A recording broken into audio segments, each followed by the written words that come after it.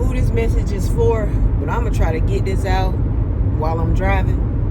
And I just pray to God it just penetrates your heart in a way that you will understand that God is just amazing, man. So I'm sitting here like spending time with the Lord and just looking around and thanking Him for all of the good things, that He's done, and all of the good things that He's going to do. I'm just thanking Him, right? And so something in my spirit came up. He was like, what about all the bad things?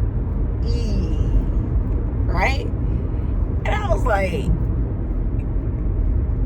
you right. You know what I'm saying? Like, he was like, because nothing comes out of my order for things in life. Nothing comes without my okay. And although those were bad things that you experienced, you might process them as bad. You might have looked at them as bad.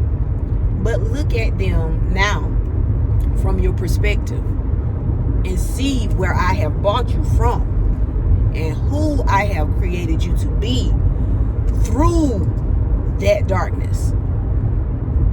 Period. And I was like, wow. It was just amazing to me. Like how it's amazing to me. I didn't say was, but it's amazing to me how good God is, man. Like, the devil has literally no power. Like, he has to fall under the authority of God. Everything has to fall under the authority of God. And when we think about things like that, we won't look at life in a way that makes us depressed and makes us weary and doubtful and fearful and resentful.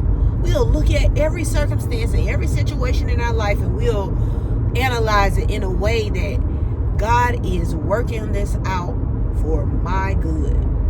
And everything in life may not be perfect. And I'm sure, like, throughout the process of your entire life, nothing to you will be perfect because we see life through a rose-colored glass.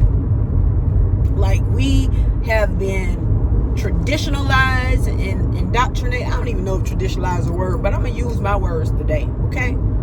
We have been traditionalized. We have been indoctrinated. We have been acclimated to a system that has placed barriers in between us and the Father, the creator of all things. And we think that because we are being successful and we finally got our Range Rover and we finally got our mansion on a hill and we can look out our window in the morning and look at the ocean and everything is all bells and whistles. We think that we have arrived to the ultimate understanding of who God is, but I challenge you that you will never arrive to the ultimate understanding of who God is. You won't do that. You will arrive to an understanding of who you are, and even in that, you will still be identifying yourself until the day you die. That's how deep God goes. Every man that has existed in this world together, our minds together cannot equate to who God is. God shows up in all forms.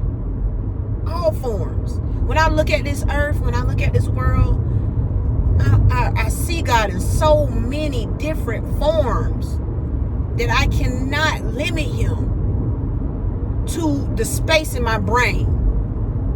I can't. That don't make sense.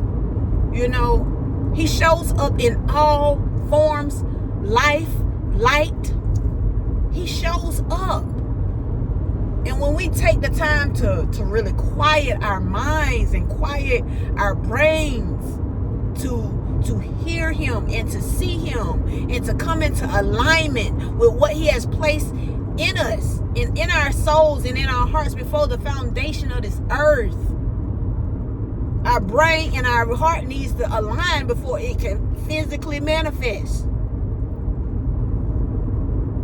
That needs to come into alignment.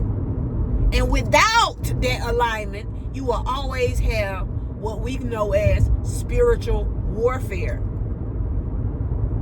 Because we are so eager to see something in the physical, but we don't realize that our brain and our heart are at conflict.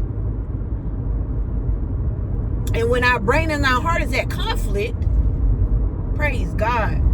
When our brain and our heart is at conflict, the physical will not manifest. Nothing in this physical is going to manifest if your brain and your heart is at war with each other and at conflict. You got to come into agreement with what your soul and where your soul is meant to be. And that's in his presence at all times. That's why Jesus is relevant and he is a necessary component of life. He's a necessary component. Ain't no, I got Jesus complex.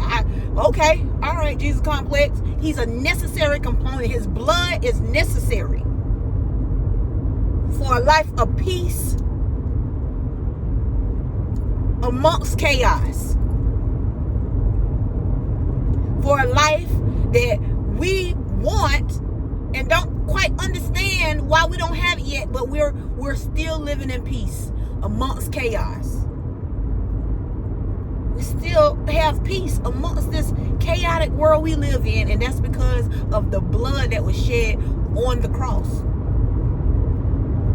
That's because of that blood.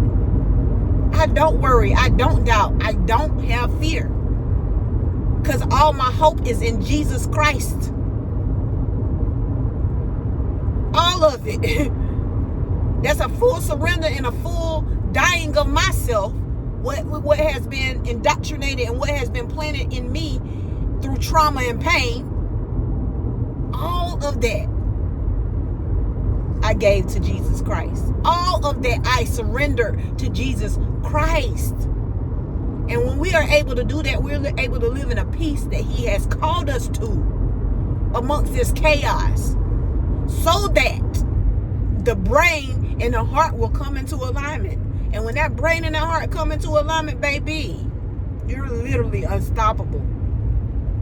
It's nothing that the world can present to you to alter the way you think about yourself, because we know our thoughts are how we act. Where the mind goes, the body follows. That's Joyce Meyer. That's real. But what if the heart and the mind are at war? You know this about yourself. You know this in your heart. You know in your heart what God has told you about you. But everything in the world outside of you that you can physically see is telling you something different. But you have self-control, which is your brain. You have the ability to control this, so it reflects what God has told you about yourself. So whenever what God has told you about yourself and your mind shifts to what God has told you about yourself, then now your physical will change. But will it change immediately? No. It won't change immediately. Why won't it change immediately? It's because harvest is still the order of God. So that means whatever I sowed in unconsciousness, I'm going to reap in consciousness sometimes. Okay? So if I'm reaping a thing that seems bad in consciousness, when I've aligned myself, those things have to harvest. They have to harvest. That's why you reap what you sow. They have to harvest. But one thing about a harvest that is not the order of God, it will die. You just have to be patient, and you just have to understand, and you just have to remember, and you just have to know, and you just have to stand firm, and you just have to trust what God has told you about yourself. And he has told you, you're my child. You're meant for abundance. You're meant for greatness. That ain't necessarily a monetary greatness. That ain't necessarily monetary abundance. That's abundance in his presence. You know what I'm saying? That's success to me. They had the presence of God. The promise without the present don't even add up. You know what I'm saying? Not to me. Now you can have a promise without the presence, and you be walking around here like the devil himself, a rich devil. But I need the presence of God. That's my abundance. That's my overflow. Is his presence. You know? But anyway, so I said all of that to say, stick in the fight. The battle ain't yours. The battle is the Lord's. Let's be clear on that, because that's why we give everything to Jesus. Because at the authority of Jesus, the devil is a flea. That's just real. He just this big at the authority of Jesus. But because we want to fight ourselves and not submit it to Jesus Christ, the ultimate authority, we find ourselves in a fight that wears us down and makes us tired and makes us weary and makes us doubt and makes us fear all of this stuff that we can physically see. But when we bring our brain and our heart into alignment, and we know and we agree with what God has already told us, and we bring that under the submission of Jesus Christ on a repeat, when things don't align with what it looks like, it hasn't manifested, Lord, it hasn't come yet, it don't make sense, you got to keep telling yourself, you got to keep making your brain submissive to what God has already told you about you. It looks weary. It looks painful. It feels painful sometimes. Because our brain has been processed in a way to identify pain with something that is uncomfortable. But I challenge you that just because it is uncomfortable does not mean that you don't have to be at peace.